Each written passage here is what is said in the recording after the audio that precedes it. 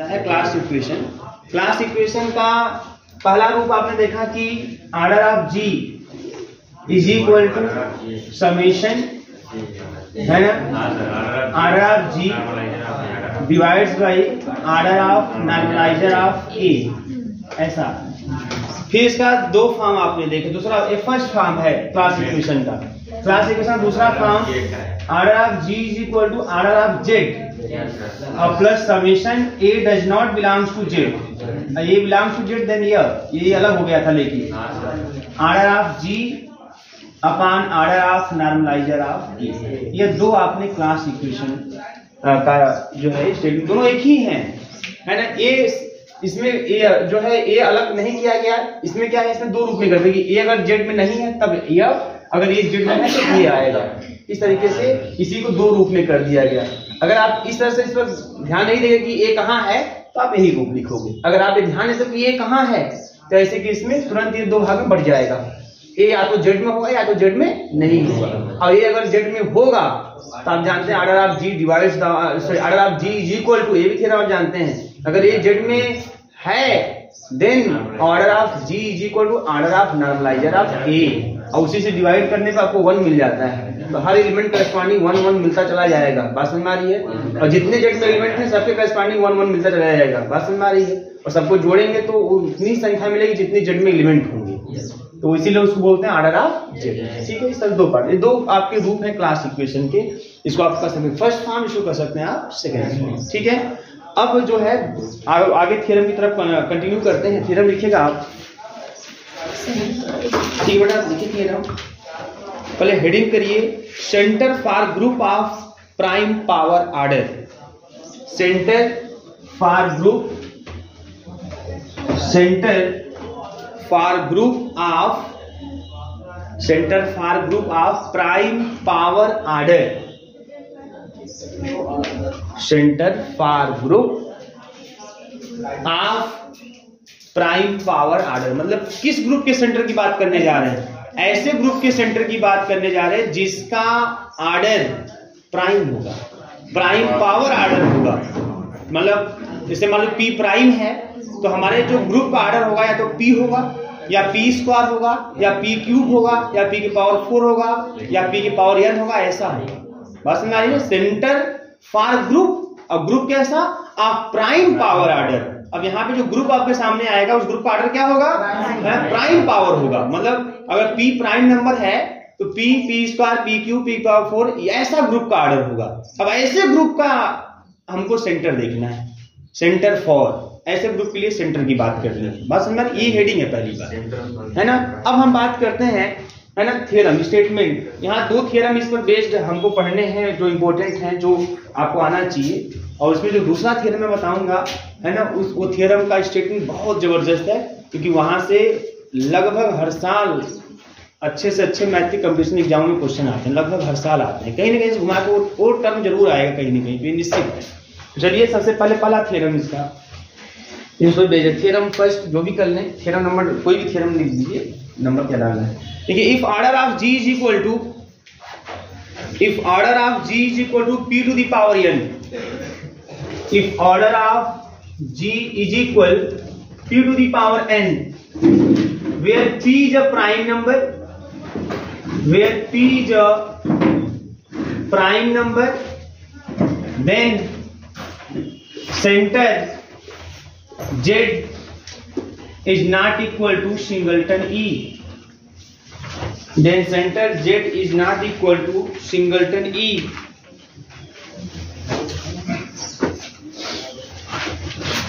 ठीक है, ये आपका थ्योरम का स्टेटमेंट है। फर्स्ट थ्योरम जो आपके जो हेडिंग मैंने करवाया टॉपिक पर, उस पर बेस्ड फर्स्ट थ्योरम है कि अगर order of G is equal to P to the power n है और p क्या है, प्राइम नंबर है, तो ऐसे केस में सेंटर z जो होगा वह आइडेंटिटी सिंगलटन e के बराबर नहीं होगा।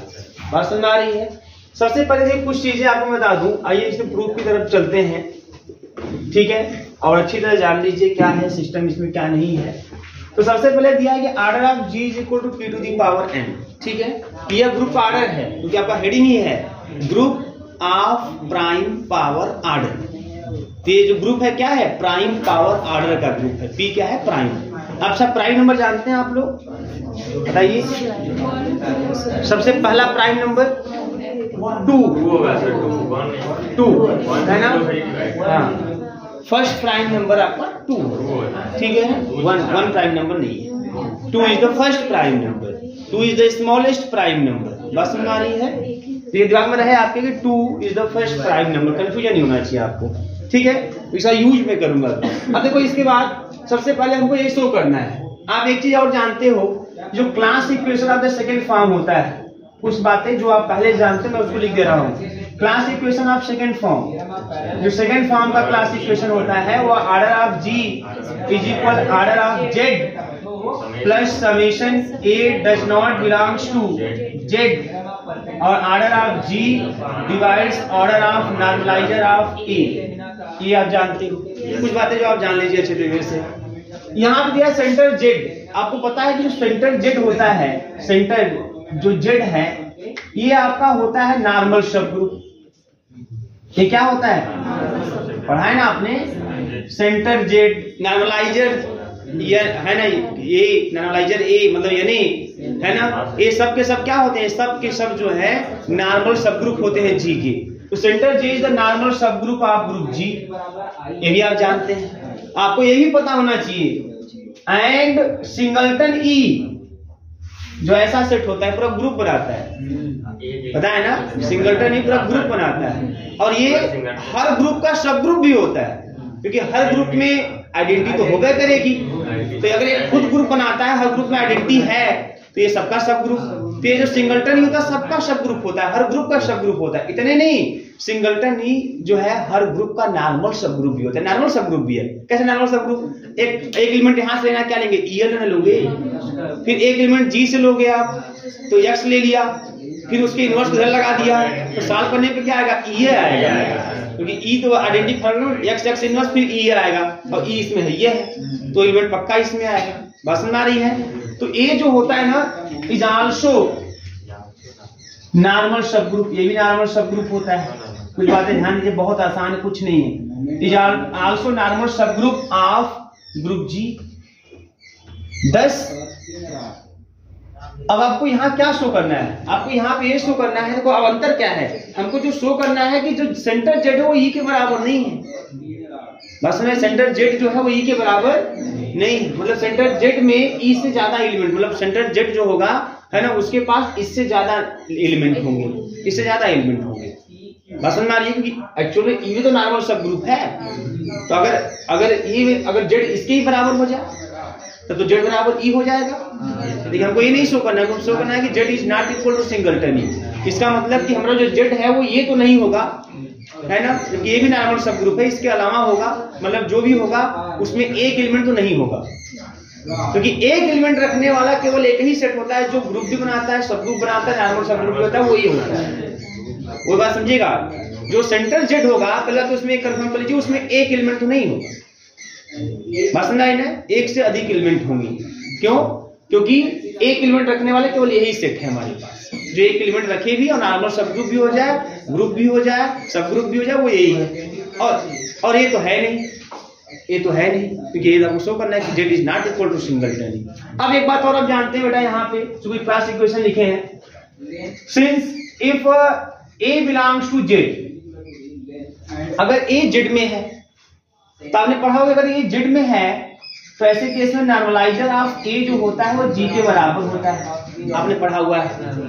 इसका मतलब आपने ये भी पढ़ा हुआ है इसमें कि ऑर्डर ऑफ नॉर्मलाइजर ऑफ ए जो होता है ऑर्डर ऑफ जी हो जाएगा, बोलिएगा ऑर्डर ऑफ जी हो जाएगा। और जब ऐसा होगा तो भाई कोई दिक्कत नहीं है, ये इसको डिवाइड करेगा, कोई समस्या नहीं होने वाली है। बोले ये चीज आप जानते हैं। आप ये भी जानते हो, अगर बताओ जब ए बिलोंग्स टू जेड है तो ये स्थिति है, अगर ए जेड में बिलोंग न करे तब ये भी कंफर्म है कि ऐसा है, तब भी यानी जो है वो जी के बराबर भी तब नहीं होगा। जब ए जेड में तब ना बराबर होता है, अगर ए जेड में नहीं होगा तो बराबर भी नहीं होगा। अच्छा, जब ये बराबर नहीं होगा तो फिर ये भी बात कंफर्म है कि ऑर्डर ऑफ यानी is not equal to order of G. बात समझ आ रही है? अब ध्यान देना मेरी बात बहुत ध्यान से। अब इसका मतलब इसका समझते हैं, इसका मतलब ये हुआ कि यहाँ का मतलब देखो यहाँ पे क्या है कि order of Na is equal to order of G है जब A बिलोंग्स टू Z है, और जब A Z में नहीं है तो order of Na is not equal to order of G है। अब एक चीज ध्यान से वो समझिएगा, जो नॉर्मलाइजर ऑफ A होता है इज ए सब ग्रुप, यहाँ से इसके सेंटर अब यूनिफॉर्म इज ए सब ग्रुप ऑफ G होता है, पता है ना आपको। यहाँ तक कि नॉर्मल सब ग्रुप भी होता है, नॉर्मल सब ग्रुप भी होता है, नॉर्मलाइजर जो होता है वो नॉर्मल सब ग्रुप भी होता है, सब ग्रुप भी होता है। तो ये सब ग्रुप होता है। अगर सब ग्रुप है तो by Lagrange's theorem, Lagrange's theorem कहता है, by Lagrange's theorem, Lagrange's theorem कहता है कि ये जो Na है अगर ये G का सब ग्रुप है then order of Na, order of Na divides order of G। ये तो पता लग रहा है, order of Na divides the order of G, है ना। तो इस इक्वेशन फर्स्ट कर ले, इस इक्वेशन सेकंड कर ले। तो फ्रॉम इक्वेशन फर्स्ट, अगर इक्वेशन फर्स्ट से बात करें तो इट इज क्लियर दैट, यह स्पष्ट है।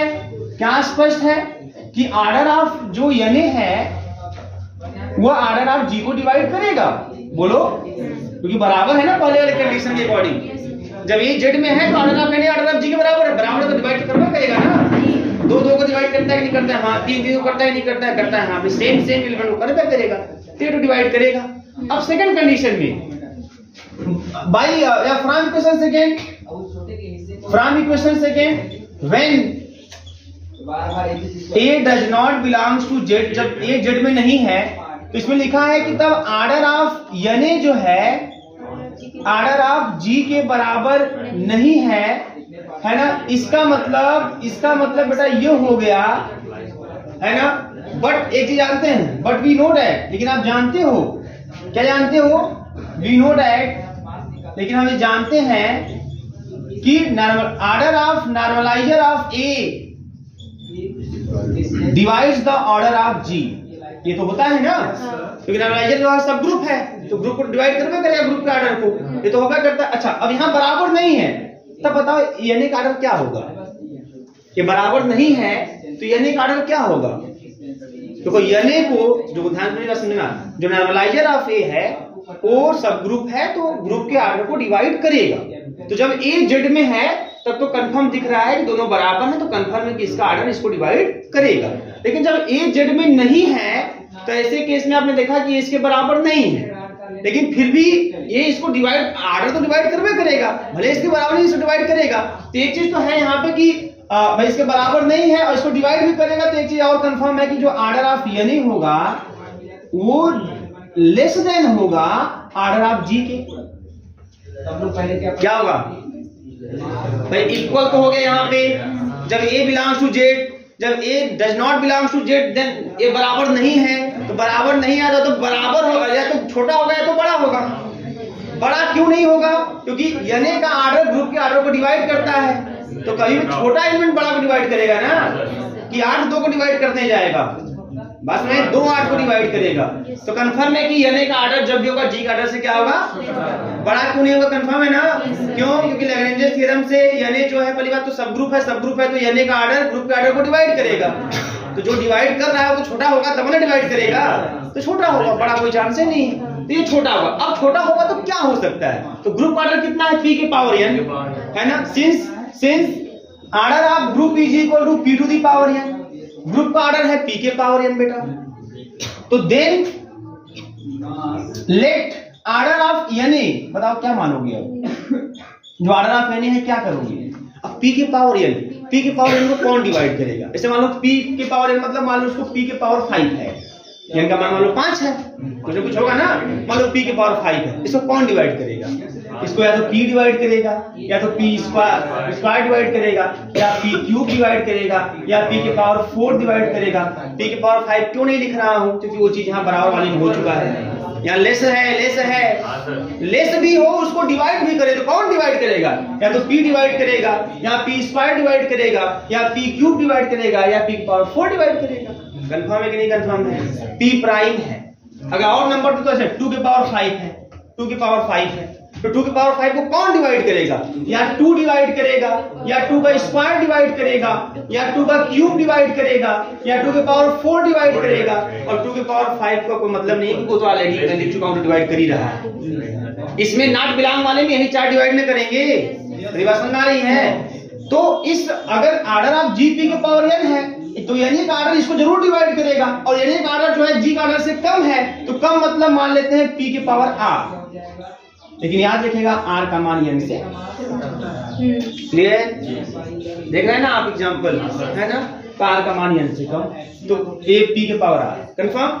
अब आते हैं इक्वेशन स्टार से, जो क्लास इक्वेशन है, क्लास इक्वेशन। तो फ्रॉम इक्वेशन स्टार, ठीक है ना? फ्रॉम इक्वेशन स्टार, क्या भाई इक्वेशन स्टार से? अब ऑर्डर ऑफ जी टी के power n is equal order of Z, गया भाड़ में, कोई दिक्कत नहीं, छोड़िए इसे, plus summation A does not belongs to Z, order of G P के power n, order of normalizer of A P के पावर r। क्लियर सबको? बेटा अगर मैं यहां से लिखूं order of Z is equal to, तो p के पावर n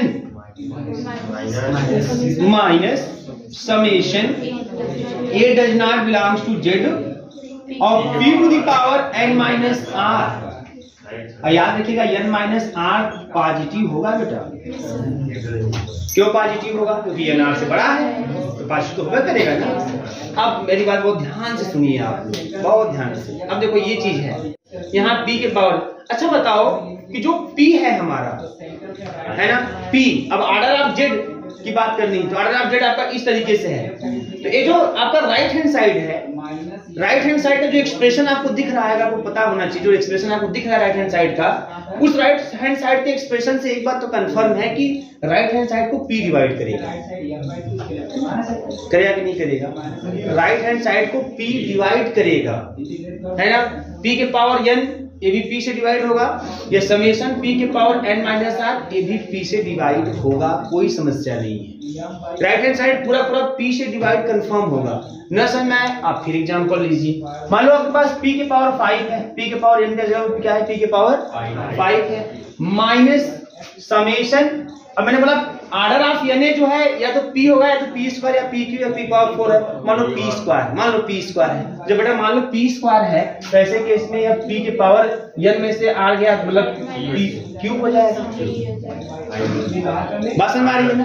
अब ये समेशन है, चाहे जितनी बार जुड़े, समेशन है ना, मतलब p cube plus p cube plus p cube, ऐसे 3-4 बना रहा है, तो 4p क्यूब यही ना होगा, 5p क्यूब यही ना होगा, 6p क्यूब यही ना होगा, बट वो p से डिवाइड होगा कि नहीं होगा?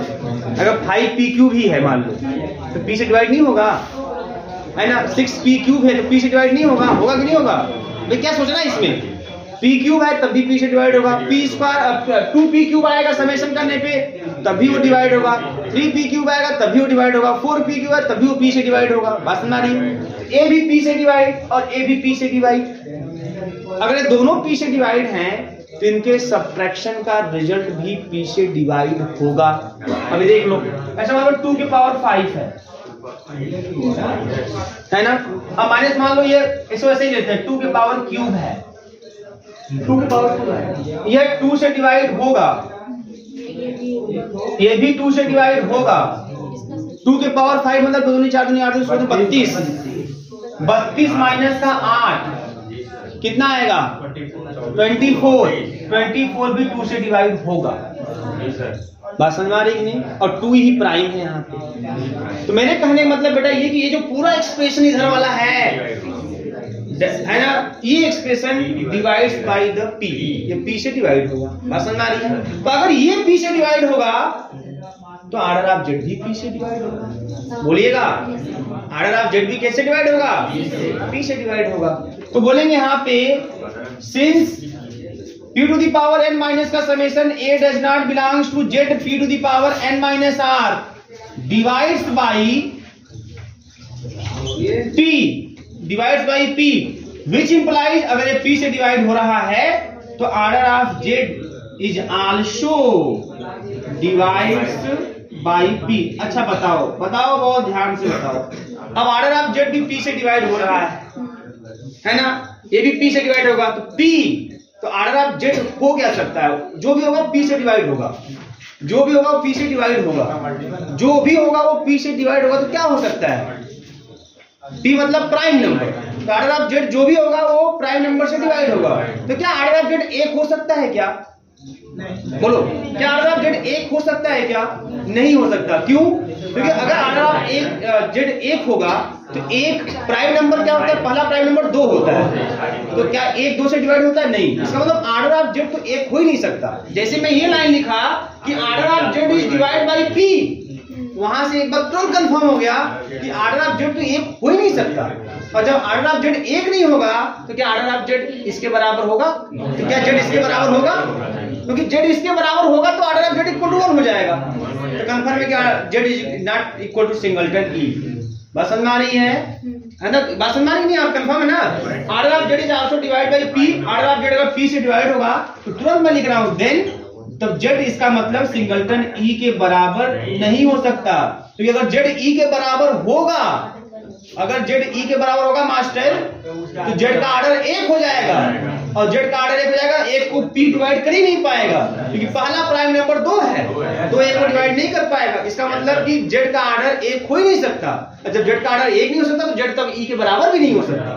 तो जेड जो भी होगा उसमें 1 से अधिक एलिमेंट होंगे, मतलब अब जितने भी हो जो भी हो, लेकिन सिंगलटन ई तो नहीं है, तो इसका मतलब Z is not equal to singleton E. ये theorem prove,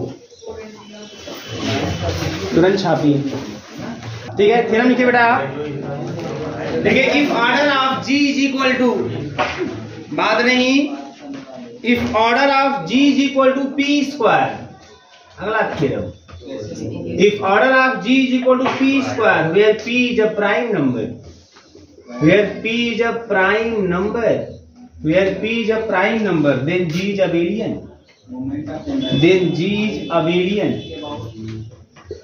then g is abelian, बराबर किससे होगा, ठीक है। तब g क्या होगा आपका, abelian होगा, ठीक है। अब हो गया अगला, ये थ्योरम है आपका। अगर order of G is equal to P square है और पी कोई प्राइम नंबर है तो जी क्या होगा, अबेलियन होगा, ठीक है। आइए प्रूफ की तरफ। ये स्टेटमेंट आप एकदम याद करके रखिएगा, ये स्टेटमेंट बहुत जबरदस्त स्टेटमेंट है, क्योंकि यहाँ से लगभग हर साल नेट गेट जैसे एग्जामों में क्वेश्चन आते हैं इसी स्टेटमेंट से डायरेक्ट आते हैं, ठीक है। ये निश्चित आपको किसी न किसी एक विकल्प में आपको दिखाई देगा निश्चित। Order of G equal to P square है, अगर पी प्राइम नंबर है तो कंफर्म जी क्या होगा हमारा, अबेलियन होगा, ठीक है। अगर मैं से आपको बताऊं, ऐसे कोई बोल देगा ऑर्डर ऑफ जी 121 है, तो जी कैसा ग्रुप होगा, तब तुम बोलेंगे अबेलियन ग्रुप। अगर order of G is equal to मान लीजिए आपका 64 है, तो बताओ, तो नहीं होगा, क्योंकि वो 8 का स्क्वायर है और 8 प्राइम नंबर नहीं है। बात समझ आई ना। ऑर्डर ऑफ जी मान लीजिए 9 है तो अबेलियन है। तो इससे हम बता, ऑर्डर ऑफ जी अगर हमें पता है तो उस तरीके से इस पी स्क्वायर के आधार पे हम अबेलियन और नॉन अबेलियन की बातें कर सकते हैं, ठीक है। और होती है, बहुत जगह बातें होती है। सबसे पहले आइए यहाँ पे हमको दिखाने के बाद order of G equal to P square then G is abelian. तो if order of G is equal to P square, if order of G is equal to P square then we have to show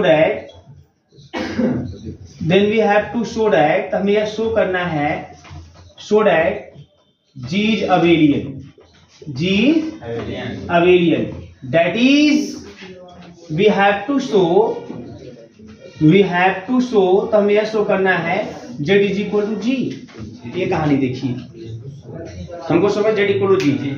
अगर कोई group abelian होता है ना, अगर कोई group abelian है तो उसका जो सेंटर होता है वो जी के ही बराबर होता है। सेंटर में कौन आता है, सेंटर में कौन आता है, सेंटर में जी के वे एलिमेंट आते हैं जो जी के प्रत्येक एलिमेंट के साथ कम्यूट करते हैं। सेंटर में जी के वे एलिमेंट आते हैं जो जी के प्रत्येक एलिमेंट के साथ कम्यूट करते हैं। तो अगर ग्रुप अबेलियन होगा तो उस ग्रुप का हर एक एलिमेंट प्रत्येक के साथ कम्यूट करेगा, तो सेंटर में सब वही जी का सब आ जाएगा ना, कुछ छूटेगा क्या? ग्रुप अबेलियन होगा तो मतलब क्या है कि हर एक एलिमेंट, हर दो एलिमेंट लेके कम्यूट करते रहेंगे, कोई दो एलिमेंट लेके कम्यूट करेंगे। तो इस आधार पर अगर हम सेंटर जेड निकालने की कोशिश करें तो कोई एलिमेंट उठाओगे सबके साथ कम्यूट करेगा, कोई एलिमेंट उठाओगे सबके साथ कम्यूट करेगा, कोई एलिमेंट उठाओगे सबके साथ कम्यूट करेगा। इस तरह से सेंटर जेड में सब पूरा जी आ जाएगा। बात समझ आ रही है? तो अगर हमको शो करना है कि जी इज अबेलियन तो हमको तो यह शो करना है कि Z is equal to G, Z is equal to G. Clear है सबको? है ना ये बात। अब आगे देखिए यहाँ पे जेड इज इक्वल टू जी की बातें हो गई। अब सबसे पहले हमको शो करना है कि भाई चलो जेड की बात करते हैं हम लोग। तो अभी आपने देखा कि इफ आर्डर ऑफ पिछले वाले में, हाँ p to the power n वाले में अभी थ्योरम में देखा कि अगर g का आर्डर p के पावर n है तो z जो होगा है ना वह e के बराबर नहीं होगा। तो सिंस z जो कि सेंटर है is a subgroup of g, is a subgroup of g, then by Lagrange's theorem, तो लैग्रेंजेस थ्योरम कहेगा, Lagrange's theorem order of z, हाँ divides the order of group, ये कहेगा Lagrange's theorem. और एक बात, and since order of g is equal to p के power 2, मतलब प्राइम आर्डर है, प्राइम पावर आर्डर है ना।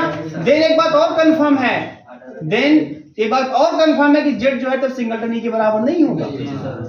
जेड कुछ हो जाए ना लेकिन सिंगलटन ई बराबर नहीं होगा। क्यों? क्योंकि यहाँ पे दिया है order of G equal to P square. अब पिछला थ्योरम कहा है कि अगर जी का आर्डर प्राइम पावर आर्डर है तो ऐसी स्थिति में जेड कभी भी ई के बराबर, सिंगलटन ई के बराबर नहीं होगा। तो जेड इसके बराबर नहीं होगा, है ना। मतलब जेड का आर्डर, इसका मतलब कि जेड का आर्डर एक नहीं होगा, एक नहीं होगा क्योंकि एक पी स्क्वायर को डिवाइड करता है, तो एक तो नहीं होगा। अब बताओ एक नहीं होगा तो पी स्क्वायर को और कौन कौन डिवाइड कर सकता है? पी डिवाइड करेगा तो पी स्क्वायर, है ना। Then order of G, order of Z is either equal to, बताओ P or P square. Order of Z जो भी होगा वो जी के आर्डर को डिवाइड करेगा। जी का आर्डर है पी स्क्वायर, तो पी स्क्वायर को कौन डिवाइड करेगा?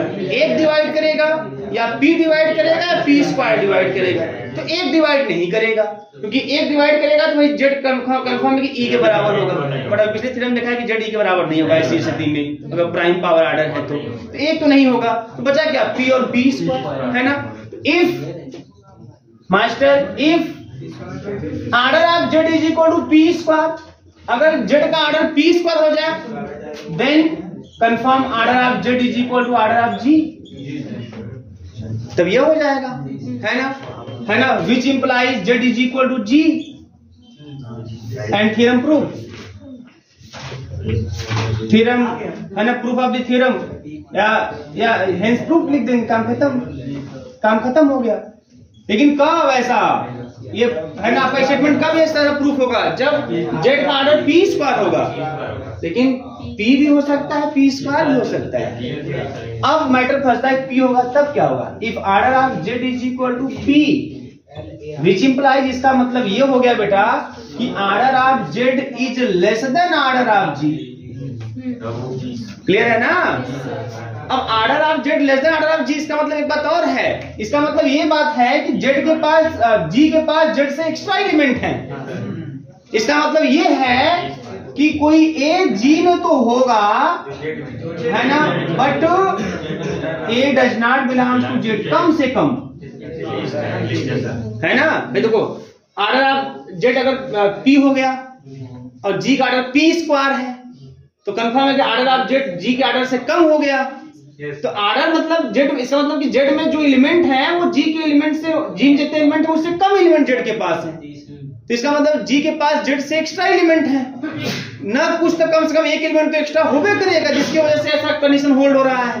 तो मान लेते हैं ए ऐसा एलिमेंट है जो जी में तो है बट जेड में नहीं है।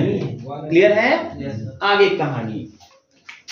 नाउ नॉर्मलाइजर की बात करते हैं। सिंस नॉर्मलाइजर ऑफ ए जो होता है बेटा सबको पता है, इसमें जी के वे एलिमेंट आते हैं जो ए के साथ कम्यूट करते हैं। एकदम जवान पे होना चाहिए, जो ए के साथ कम्यूट करते हैं, है ना, जो ए के साथ कम्यूट करते हैं नॉर्मलाइजर। ठीक है, अब ध्यान दीजिए, अगर ऐसी बात है तो हम एक काम करते हैं, हम लेट कर लेते हैं कोई एलिमेंट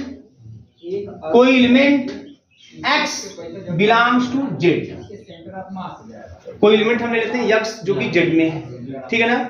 अच्छा बताओ, अगर x जेड में है तो ऐसी केस में क्या, अभी अक्ष ऐसे भी जा सकता है जैसे, तो अगर x जेड में है तो इसका मतलब ये हो गया कि इसका मतलब ये हो गया कि x जो है इस a के साथ कम्यूट करेगा। भाई देखो, जेड में जो भी एलिमेंट आते हैं वो जी के प्रत्येक एलिमेंट के साथ कम्यूट करते हैं। अंतर समझिएगा जेड और नॉर्मलाइजर ए का। नॉर्मलाइजर ए में जी के वे एलिमेंट आएंगे जो उस ए के साथ कम्यूट करेंगे। सेंटर जेड में जी के वे एलिमेंट आएंगे जो जी के प्रत्येक एलिमेंट के साथ कम्यूट करेंगे।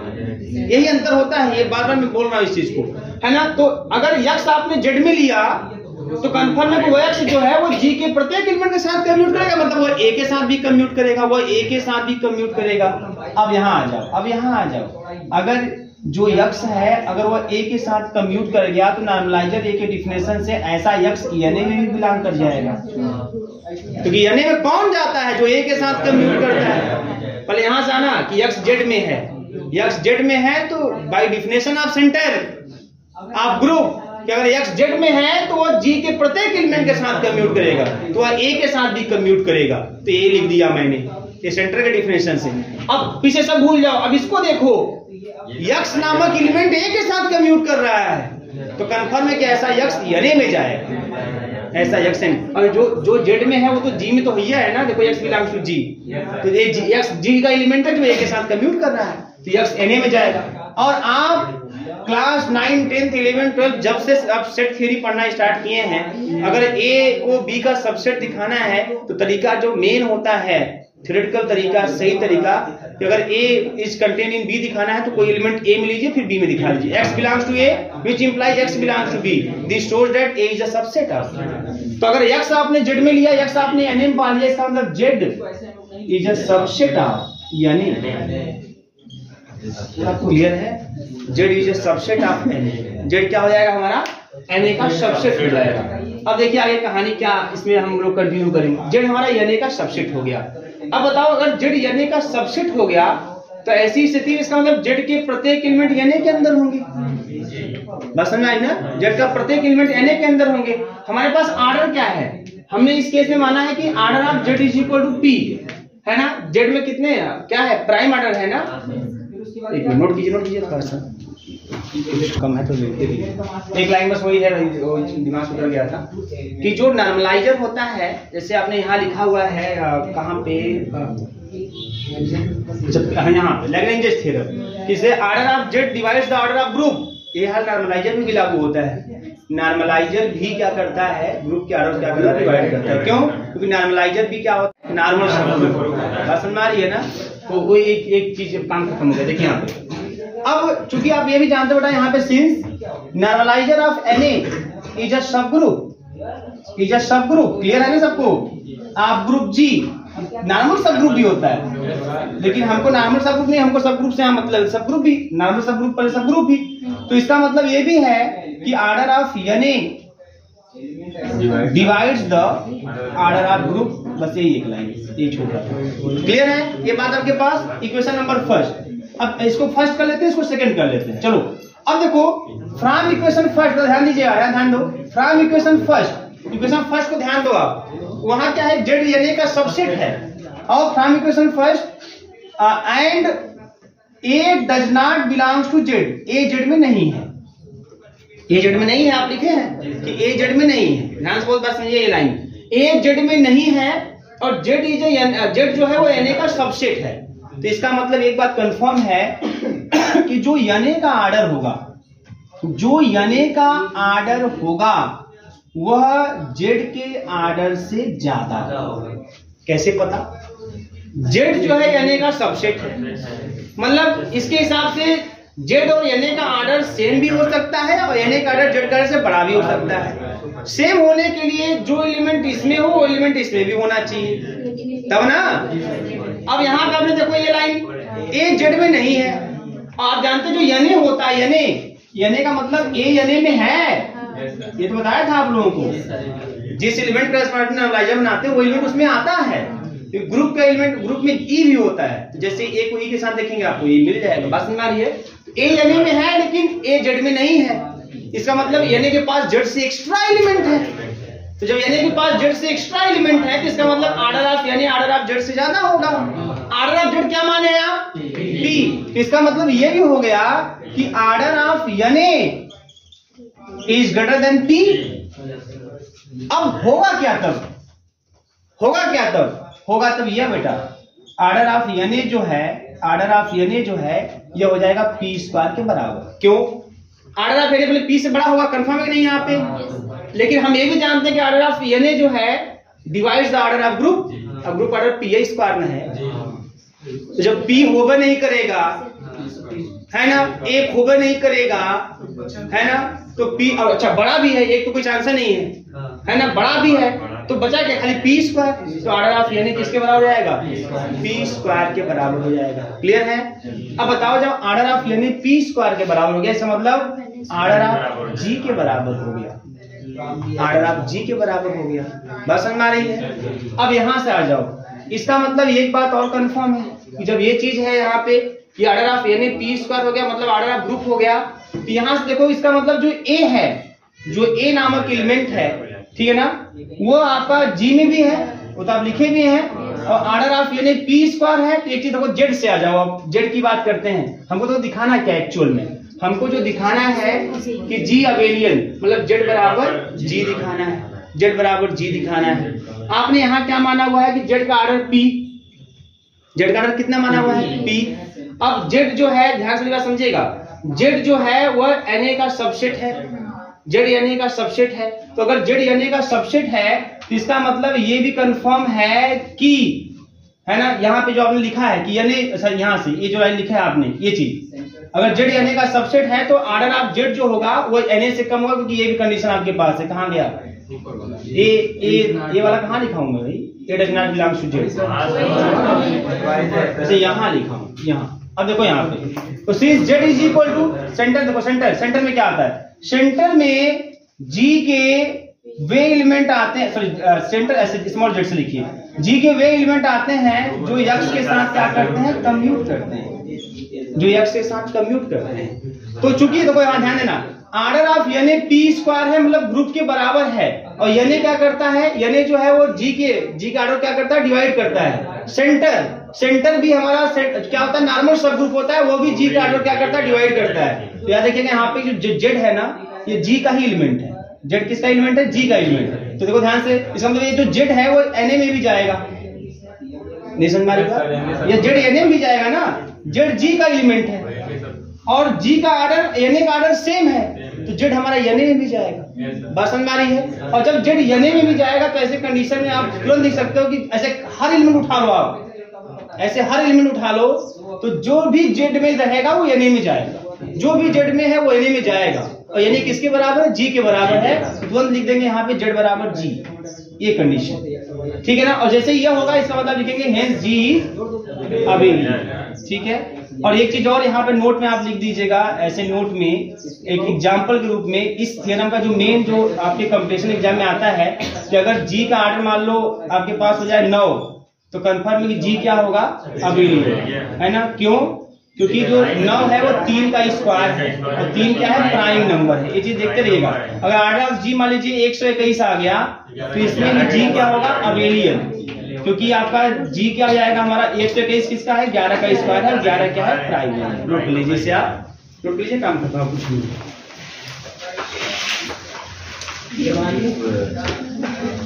ठीक है, कोई समस्या नहीं इसमें, कर लीजिए आप। और इसके बाद आपको कॉन्जुगेट सब ग्रुप, नॉर्मलाइजर ऑफ सब ग्रुप, आप ग्रुप